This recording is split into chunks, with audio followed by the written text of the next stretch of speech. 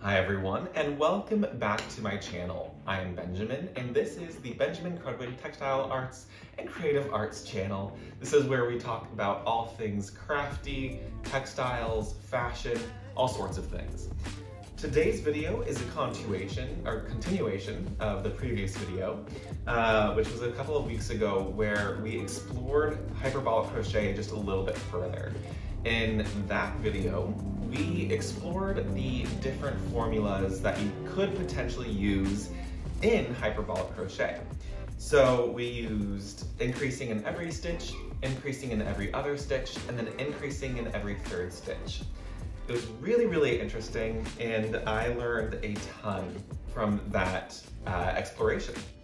So I haven't finished all of the hyperbolic forms from that video, but here is the hyperbolic form where I was increasing in every stitch, and then I decided at the very end to do a double crochet in every single stitch, and it's really fun. It looks like a little bit of a brain coral, if you will, and it's giving me ideas of creating like a living coral jacket or something. So stay tuned.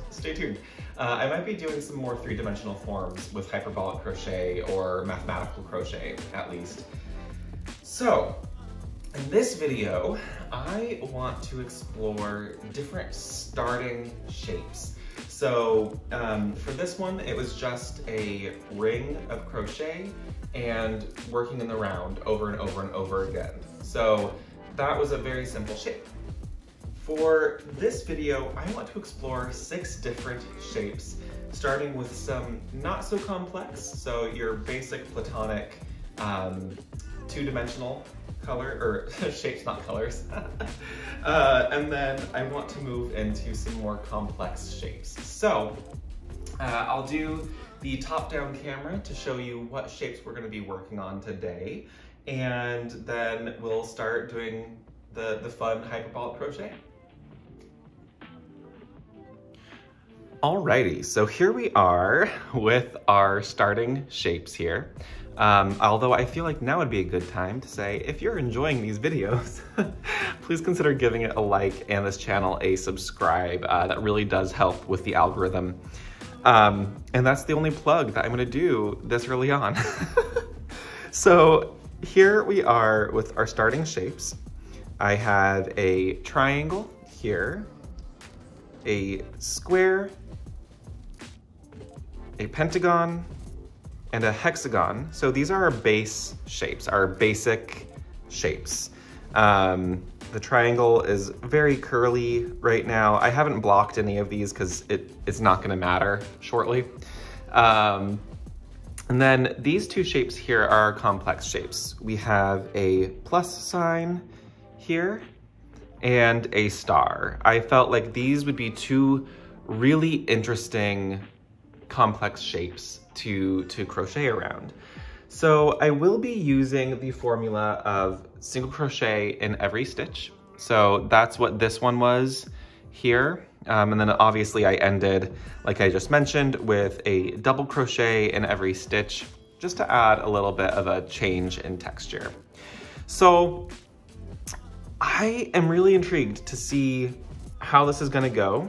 I will time-lapse the actual crochet portion of this because it's not particularly interesting, but I am fascinated to see how the final shapes sit and what they look like. So I will be using a contrast color here to do the actual hyperbolic crochet. That way we can still identify what shapes we used for the base shape. What I am going to do is, in the corners of these, I'm just gonna treat them like a normal stitch. I'm not going to add anything there or take anything away.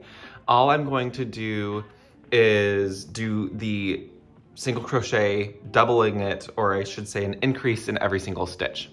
So that's what I'm gonna do. I'm gonna go ahead and start with the triangle, move on to the square, the pentagon, the hexagon, and then onto the more complex shapes.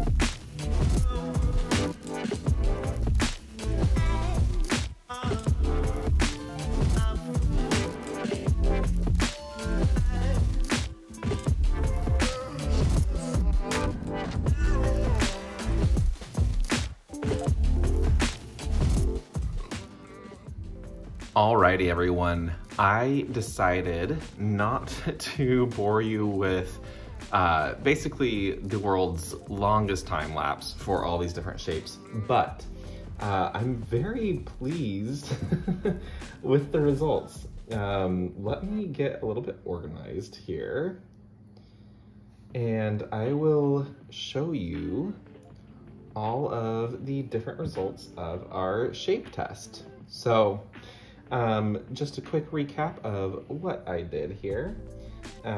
I took some basic shapes for, you know, just a triangle, a square, a pentagon, and a hexagon, as well as two more complex shapes, a plus sign and a star. And I did the basic hyperbolic crochet where you increase in every single stitch around. So I wanted to see what would happen if you took some basic forms and you crochet around them. So here's the first one. This is the triangle. You can actually still see a basic triangular shape here. I only did 3 rows of single crochet for each of these for a couple of reasons. One, the form was already kind of getting away from me, and 2, I had a limited amount of yarn. So you can kind of see on the back here the base shape of the triangle. And it's really interesting, like how the folds are forming and how they push in and create these curves. So that's the triangle, put that right there. And then here is the square. And this one, like, you can kind of start seeing that the form itself doesn't really keep the original shape. This is slightly square, you know, you could kind of mold it that way and it works very square-like. But again, it's just really interesting to see how these folds shape themselves. And you do get a few folds that really make that square shape. You know, you have that triangle and that square. It's interesting. It's really interesting in my opinion. So then, let's see, which one is which? This is where it starts to get a little confusing. Here we are. We have the pentagon here. It's very distorted at this point. Once we got to this point, it's less obvious that it's a pentagon. You can still kind of see it. You've got like 5-ish sides, but at this point it's just a jumbled mess. And here is the hexagon. Again, very similar. You can sort of see the hexagonal shape, but primarily it's starting to look more round. So this is what the in the round looked like. And it's very, very poofy, very round. This one has a lot more rows and then ended with a double crochet. So you saw that at the beginning of the episode. What I really wanted to show you though, I'm really, really fascinated by this, were the 2 complex shapes. So there's the plus sign and the star. This is the star right here. And this is where it starts to feel like we're getting into sea creature territory, because these appendages on the star, if you can kind of see that, here are the 5 points. They also want to shift and move with the hyperbolic crochet. So they're twisting as well and creating some really interesting shapes. It's still very obviously a star, and I think if I had let this grow out a little bit further, that effect would maybe be even more apparent. But I find it really, really fascinating. You know, you're getting some twists in the actual original form itself, where the others kind of stayed fairly flat. And then here is the plus sign. And this one's really interesting too, because this one had the most severe interior corners. I don't know if you can quite see that, but where the 4 arms meet, it's a right angle.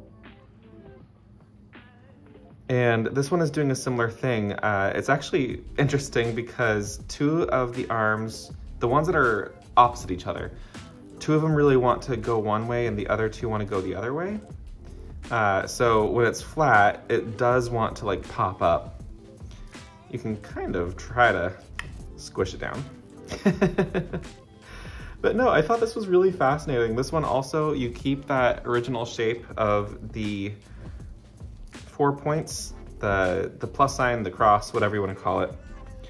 Again, here's the star. Let's get all of them in here. So here are the different shapes. This was a really interesting experiment. The next experiment I want to do is the insertion of hyperbolic crochet. So working on a flat plane, but a gap in the middle starts to have that hyperbolic crochet. So I don't know what to expect with that. I think it'll be kind of similar to these. However, we'll have to see. We're just gonna have to see how that goes. So hopefully that'll be the next video. The more upcoming videos that I want to do are tubular crochet and working in a kind of fractal style with that, and maybe create some really interesting like three-dimensional wearable art. So we'll see, that's an upcoming video. And if you enjoyed this and this series so far, please consider giving me a thumbs up and a subscription to the channel. But also, if you want to support me in making these videos more often, you could subscribe to my Patreon, where you get backstage access, kind of like a backstage pass to my thought processes, what's coming up, and a monthly update, almost like a newsletter. So if you want to check that out, the link will be in the description below. Thank you so much for watching. I will see you in the next video. See you soon. Bye.